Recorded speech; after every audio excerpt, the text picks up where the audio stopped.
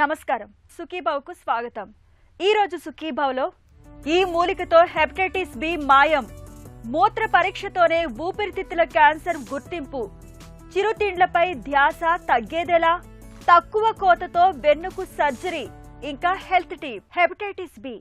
Hepatitis ఇన్ఫెక్షన్లలో అత్యంత ప్రమాదకరమైంది ఇదే.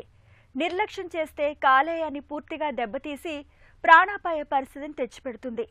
మనలో చాలా మందిలో హెపటైటిస్ బి ఇన్ఫెక్షన్ అనేది పూర్తిగా ముదిరిపోయే వరకు బయటపడడం లేదు.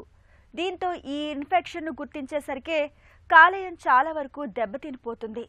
అయితే తొలి దశలోనే గుర్తించి ఆయుర్వేద చికిత్సల సాయం తీసుకుంటే హెపటైటిస్ బికి చాలా వరకు అడ్డుకట్ట వేయొచ్చునని చెబుతున్నారు నిపుణులు. హెపటైటిస్ బి ఇన్ఫెక్షన్ కు ఆయుర్వేదం చెబుతున్న చికిత్సలు, పరిష్కార మార్గాల గురించి ఇప్పుడు తెలుసుకుందాం.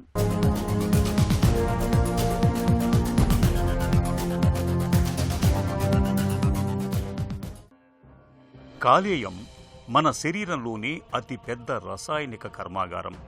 దాదాపు 500కు పైగా విధులు నిర్వర్తించే ప్రాణాధారమైన కాలేయానికి ఇవాళ హెపటైటిస్ ఇన్ఫెక్షన్లు మృత్యుపాశాలుగా మారుతున్నాయి.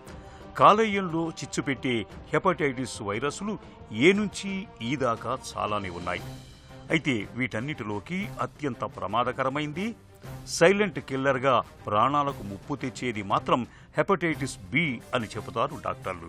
కలుషితమైన అన్నపానీయాలు, రక్త మార్పిడి, విశృంఖలమైన లైంగిక జీవనం మూలంగా ప్రమాదకరమైన హెపటైటిస్ బి వైరస్ అతి తేలికగా మనలోకి చేరిపోయి లక్షల సంఖ్యలో వృద్ధి చెందుతూ కాలేయాన్ని దెబ్బతీయటం మొదలు పెడుతుంది. హెపటైటిస్ బి అనేటువంటి లివర్ వ్యాధి ప్రపంచాన్ని వణికిస్తున్నటువంటి వ్యాధి. దీని వ్యాధి బారిన పడినట్టయితే liver hepatitis, cirrhosis, portal hypertension, liver damage and HCC hepatocellular carcinoma రావడానికి ఆస్కారం ఉంది. ఇంత ఈజీగా స్ప్రెడ్ కాగలిగేటువంటిది ఈ వ్యాధి 2 రకాలుగా స్ప్రెడ్ అవుతుంది. Vertical spread, horizontal spread. అంటే ఒక తల్లికి ఉన్నట్టయితే పిల్లవాడికి తనిచ్చే పాల ద్వారా కానీ తన వల్ల కానీ ఈ వ్యాధి బారిన పడినట్టయితే అది వర్టికల్ ఇన్ఫెక్షన్ స్ప్రెడింగ్ అంటారు. అదే హారిజాంటల్ అంటే ఒక వ్యాధి బారిన పడ్డ వ్యక్తి నుండి ఇంకొకరికి స్ప్రెడ్ కావడం, పిల్లల నుండి పిల్లలకి, పెద్దవాళ్ళ నుండి భర్త నుండి భార్యకి ఈ విధంగా రావడానికి ఆస్కారం ఉంది. హెపటైటిస్ బి వైరస్ అనేటువంటిది హెపడ్నే గ్రూపుకు చెందినటువంటి వైరస్. A to H అనేటువంటి sub types 8 గ్రూప్స్గా, A to H అనేటువంటి గ్రూప్స్గా ఉంటుంది. దీని లోపల అక్యూట్ ఫేజ్, క్రానిక్ ఫేజ్ అనేటువంటిది 2 రకాలు. అక్యూట్ ఫేజ్ లోపల వైరల్ రిప్లికేషన్ తక్కువగా ఉండడం, హెచ్బిఈ అనేటువంటిది మనము రక్త పరీక్షలు చేయించినప్పుడు ఇనీషియల్గా పాజిటివ్గా రావడం, వైరల్ రిప్లికేషన్ ఒక మందగించడం అండ్ కాలక్రమేణా హెచ్బిఈ అనేటువంటి టెస్ట్ కూడా మళ్ళీ పాజిటివ్ వచ్చిన టెస్ట్ నెగటివ్ రావడం. ఈ దశలన్నింటిలో కూడా ఇది అసిమ్టమేటిక్గానే ఉంటుంది.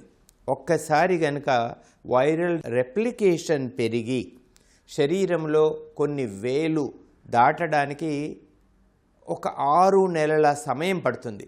ఒక్కసారి 6 నెలల సమయం దాటినప్పుడు దీనిని క్రానిక్ హెపటైటిస్ బి అంటారు. సో ఇది చాలా ఇంపార్టెంట్. దీనికి వ్యాధి వచ్చిన తర్వాత మనం ఏం చేయలేం. అయితే దీనికి prevention is the best solution. ఇప్పుడు ప్రజెంట్గా ఎంజిరెక్స్ వైరన్ కానీ వ్యాక్సిన్ కానీ షాన్వాక్ అనేటువంటి వ్యాక్సిన్స్ అవైలబుల్ ఉన్నాయి. ఇది కనుక ప్రివెంటివ్గా especially medical profession, nursing staff and paramedical staff కనుక first month, second month, third month or 6 months తర్వాత 3 doses అండ్ ఫాలోడ్ బై 2-3 yearsకి ఒకసారి తీసుకున్నట్టయితే ఇది యాక్టివ్గా ఉంటుంది. ప్రివెన్షన్ 100% ప్రివెన్షన్ ఉంటుంది. హెపటైటిస్ బి వైరస్ మనలోకి చేరిన తర్వాత మొదటి దశలో కామెర్లు కనిపిస్తాయి. కామెర్లతో పాటు వాంతులు అవ్వటం, వికారంగా ఉండటం, అన్నం సహించకపోవటం, తరచూ కొద్దిపాటి జ్వరం వంటి లక్షణాలు కనిపిస్తూ ఉంటాయి. ఇలాంటప్పుడు చాలినంత విశ్రాంతి తీసుకుంటూ కాలేయం నుంచి వెలువడే బైలురూబిన్ స్థాయిలు నిర్ధారిత స్థాయికి వచ్చే వరకు రోజువారీ ఆహారంలో కొన్ని ప్రత్యేకమైన జాగ్రత్తలు తీసుకోవాలి. వంటల్లో ఉప్పును పూర్తిగా మానుకోవాలి. వంట నూనెను కూడా ఎంత తగ్గిస్తే అంత మంచిది. చాలా సందర్భాల్లో నూనె వాసన పడక వాంతులు అవుతుంటాయి. ఇలాంటప్పుడు కొబ్బరి నీరు, కొద్దిగా శొంఠి కలిపిన మజ్జిగ లాంటి ద్రవ పదార్థాలు తరచుగా తీసుకోవటం మేలు. అలాగే పసుపును కూడా తక్కువగా వాడుకోవాలి. అరుగుదల శక్తి పెరిగే వరకు బియ్యపు రవ్వతో చేసిన గంజి, ఉప్పు లేకుండా రొట్టెలను తీసుకోవటం మంచిది. తాగునీటిని కూడా బాగా కాచి చల్లార్చి తీసుకోవాలి. ఇక హెపటైటిస్ బి ఇన్ఫెక్షన్ను తగ్గించటానికి ఆయుర్వేదం భూమ్యాంలకి మూలికను ఒక అద్భుతమైన పరిష్కారంగా చెబుతుంది.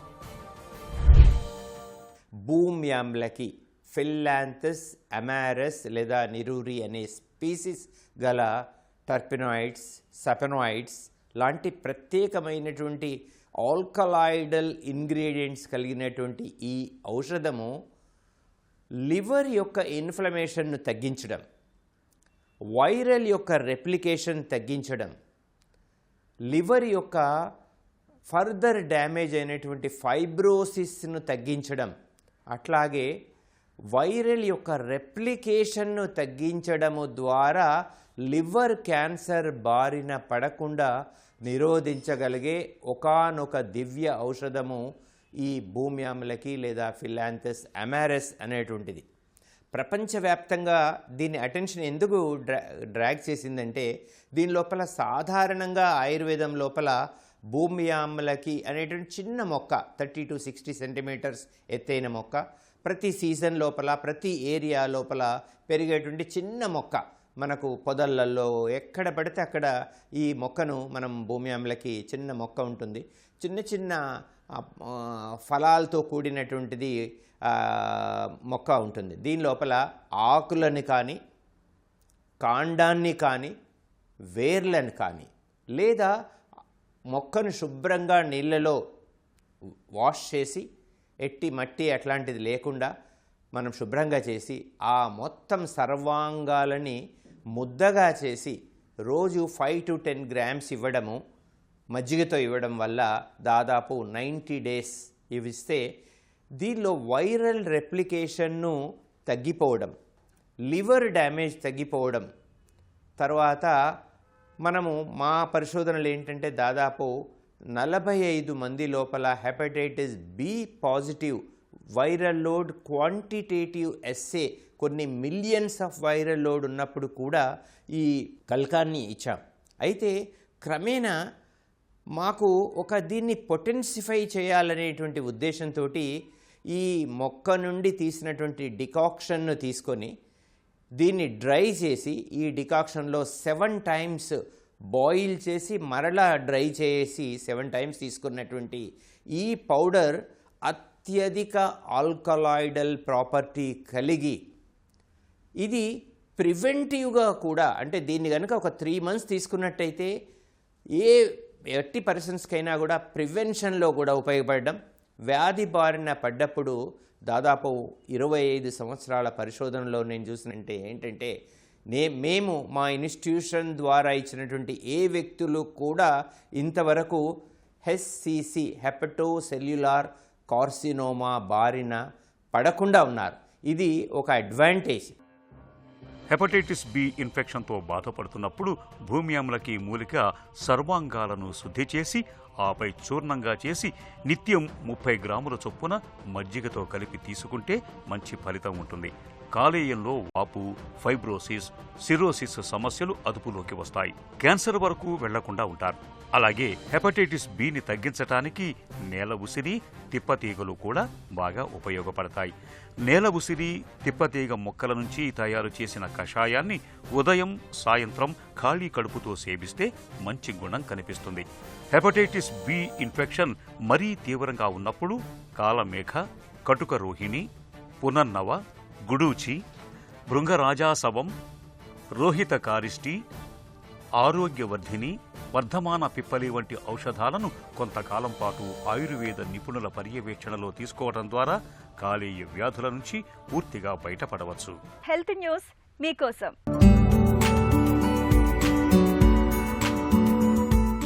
మామూలు మూత్ర పరీక్షతోనే ఊపిరితిత్తుల క్యాన్సర్ను గుర్తించగలిగితే ఎంత బాగుంటుందో కదా.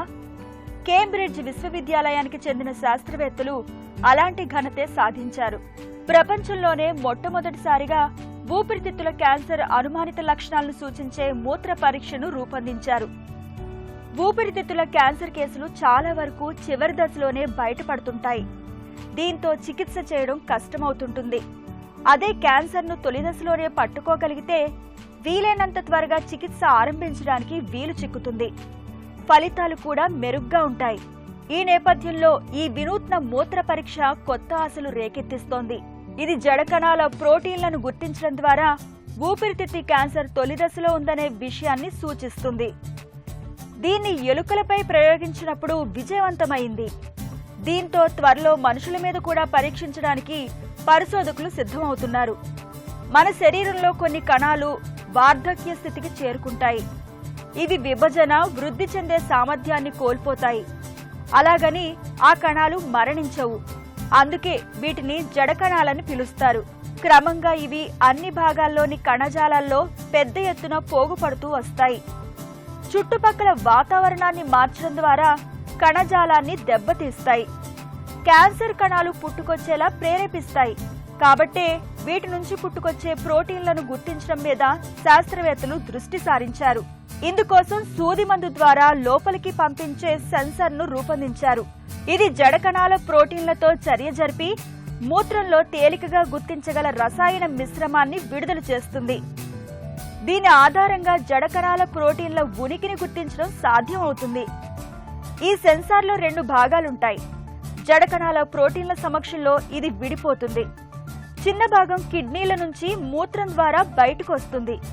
ఇది ఊపిరితిత్తి క్యాన్సర్ను తొలి దశలో గుర్తించడానికి దోహదం చేస్తుందని, శరీరంలో నుంచి నమూనాలు తీసి పరీక్షించే అవసరం తప్పుతుందని పరిశోధకులు చెబుతున్నారు. ఇతర రకాలకు చెందిన క్యాన్సర్లను సైతం పట్టుకోవడానికి ఈ పరీక్ష తోడ్పడగలదని వారు వివరిస్తున్నారు. ఆకలేసినప్పుడు తినడం మనకు అలవాటు. అయితే కొంతమంది ఆకలేసినా వేయకపోయినా పదే పదే నోరాడిస్తూ ఉంటారు. కాస్త ఖాళీ దొరికినా ఏదో ఒక చిరుతిండిని తింటూ ఉంటారు. చిరుతిండ్లపై ధ్యాసను ఎంత ఆపుకుందామనుకున్నా ఆపుకోలేకపోతుంటారు.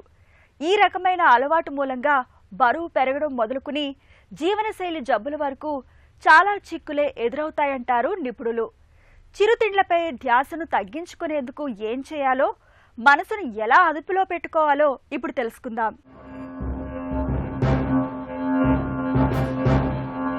ఆకలి వేసినప్పుడు తినటం మామూలే, కానీ కొందరు ఏమీ తోచనప్పుడు, విసుగు పుట్టినప్పుడు తింటుంటారు. చిప్సో, జంతికలో ఏదో ఒకటి నోట్లో వేసుకుని నములుతుంటారు. విసుగు పుట్టినప్పుడు మెదడు కొంత హుషారును కోరుకుంటుంది. ఇదే చిరుతిండి వైపు దృష్టి మళ్లించేలా చేస్తుంది. ఎప్పుడో అప్పుడంటే ఏమో కానీ తరచూ ఇలా తింటుంటే చిక్కులు తప్పవు. క్యాలరీలు తప్ప ఎలాంటి పోషకాలు లేని జంక్ ఫుడ్తో బరువు పెరగడం, మధుమేహం, గుండె జబ్బుల వంటి సమస్యల ముప్పు పెరుగుతుంది. కాబట్టి జాగ్రత్త అవసరం. ఏమీ తోచినప్పుడు చిరుతిళ్ల వైపు చూడటం కన్నా ప్రత్యామ్నాయ మార్గాలను పాటించడం మేలు. ఆకలి వేస్తున్నట్టు అనిపించినా కొన్నిసార్లు దీనికి దాహం కారణం కావచ్చు. కాబట్టి వెంటనే చిరుతిండికి బదులు ఓ గ్లాసు నీరు తాగి చూడండి. ఇది చాలాసార్లు ఆకలి తగ్గడానికి తోడ్పడుతుంది.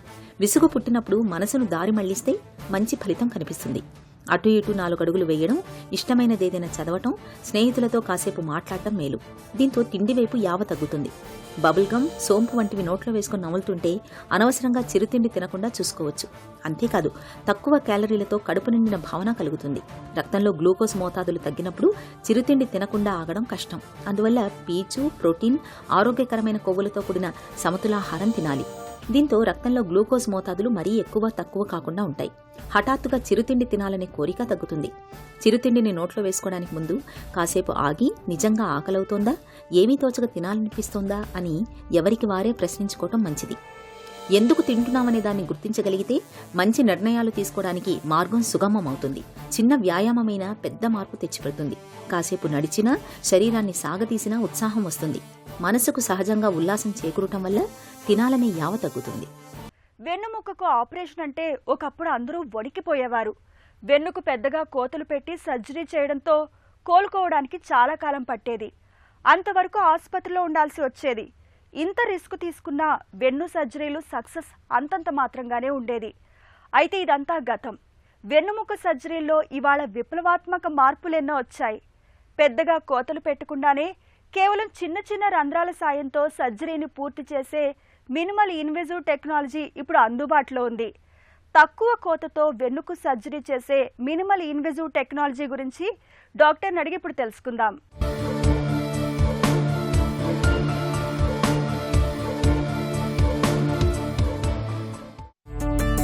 సంప్రదాయ వెన్ను సర్జరీలతో ఉన్న ప్రతికూలతలేంటి? కన్వెన్షనల్ స్పైన్ సర్జరీస్ అంటే ఈ సాంప్రదాయంగా చేసే స్పైన్ సర్జరీస్లో ముఖ్యంగా మనకి బ్లడ్ లాస్ ఎక్కువగా ఉంటుంది. రెండోది మనం ఈ స్పైన్ అనేది కొంచెం స్కిన్ నుంచి చూసుకుంటే కొంచెం డీప్గా ఉంటుంది. ఫస్ట్ స్కిన్ ఉంటుంది, తర్వాత ఫ్యాట్ ఉంటుంది, తర్వాత మజిల్, బోన్. సో మనం టార్గెట్కి ఏరియాకి వెళ్ళే లోపు మనం స్కిన్ కట్ చేయాలి, ఫ్యాట్ కట్ చేయాలి, మజిల్ కట్ చేయాలి, అలాగే బోన్ కొంత తీయాలి. సో అంటే మనం టార్గెట్ ఏరియా చేరుకునే లోపు మిగతా టిష్యూస్ను కూడా కొంత కట్ చేయాల్సి వస్తుంది. అంటే దీన్ని కొలాటరల్ డ్యామేజ్ అంటారు. సో ఈ కన్వెన్షనల్ స్పైన్ సర్జరీస్లో కొలాటరల్ డ్యామేజ్ ఎక్కువ ఉంటుంది. సో ఒకటి బ్లడ్ లాస్ ఉంటుంది, రెండోది కొలాటరల్ డ్యామేజ్ ఎక్కువ ఉంటుంది. దీనివల్ల రికవరీకి టైం పడుతుంది. సో సర్జరీ అయ్యాక కొన్ని వీక్స్ రెస్ట్ తీసుకోవాల్సిన అవసరం ఉంటుంది. ఇంకొకటి ఏంటంటే కన్వెన్షనల్ స్పైన్ సర్జరీస్లో మనకి ఈ మ్యాగ్నిఫికేషన్ కానీ ఇల్యూమినేషన్ కానీ తక్కువగా ఉంటుంది. సో దానివల్ల మన ఈ స్పైనల్ కార్డ్ కానీ స్పైనల్ నర్వ్స్కి ఇంజురీ అయ్యే ఛాన్సెస్ ఎక్కువ ఉంటుంది. మినిమల్లీ ఇన్వేసివ్ టెక్నాలజీ అంటే ఏంటి? దీని ప్రత్యేకతలేంటి? మినిమల్ ఇన్వేసివ్ టెక్నాలజీ అంటే మనం సర్జరీ ఏదైతే చేస్తామో దాన్నే with minimal collateral damage. So మిగతా టిష్యూస్కి అతి తక్కువ డ్యామేజ్తో మనం చేయాల్సిన పని మనం చేస్తాం. సో దీనివల్ల ముఖ్యంగా అడ్వాంటేజెస్ ఏంటంటే ఒకటి బ్లడ్ లాస్ తక్కువ ఉంటుంది, రెండోది కొలాటరల్ డ్యామేజ్ చాలా తక్కువ ఉంటుంది.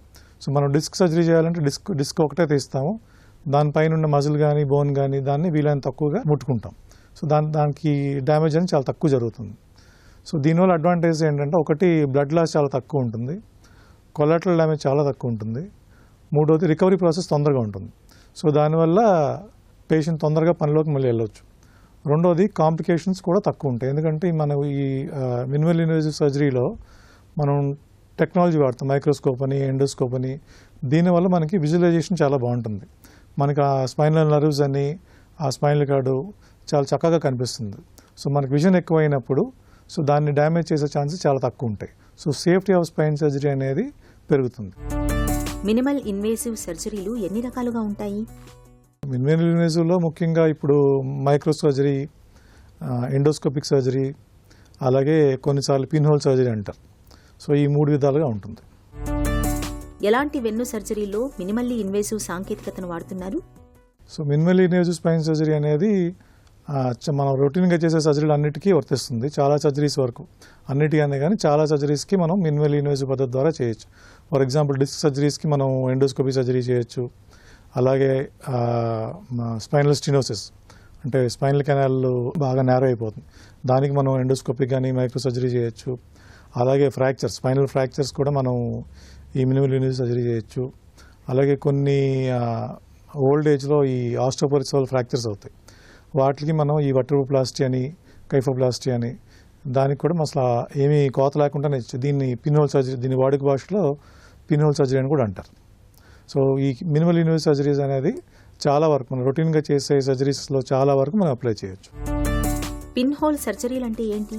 వెన్ను సర్జరీలో ఎక్కడెక్కడ ఉపయోగపడుతోంది? పిన్ హోల్ సర్జరీ అనేది వాడుక భాషలో వాడే పదం. సో దాన్ని నీడిల్ ద్వారా చేస్తారు, దాన్ని అసలు కోత లేకుండా. ఫర్ ఎగ్జాంపుల్ నేను చెప్పినట్టుగా వర్టిబ్రోప్లాస్టీ కానీ కైఫోప్లాస్టీ కానీ ఇందులో ఏం చేస్తారంటే బోన్లోకి ఒక నీడిల్ పంపిస్తారు. ఆ నీడిల్ ద్వారా మనం సిమెంట్ని ఇంజెక్ట్ చేస్తాం. దీన్నే కామన్గా పిన్ హోల్ సర్జరీ అంటారు. కీ హోల్ ఆపరేషన్ అంటే ఏంటి? వెన్ను సమస్యలో ఎప్పుడు వాడుతున్నారు? కీ హోల్ సర్జరీస్ అనేవి మినిమల్ ఇన్వేజివ్ సర్జరీస్, ఇవి మనం రొటీన్గా చేసే స్పైన్ సర్జరీస్లో అన్నిట్లో మనం ఈ టెక్నాలజీ వాడచ్చు, ఈ టెక్నిక్ వాడచ్చు.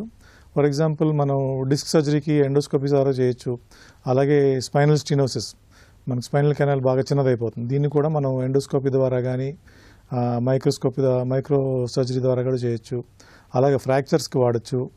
అలాగే ఈ ఓల్డ్ ఏజ్లో వచ్చే ఫ్రాక్చర్స్, ఆస్టియోపోరోటిక్ ఫ్రాక్చర్స్ అంటారు, వాటికి మనం అసలు కోత లేకుండా కూడా చేయొచ్చు. దాన్ని పిన్ హోల్ సర్జరీ అంటారు.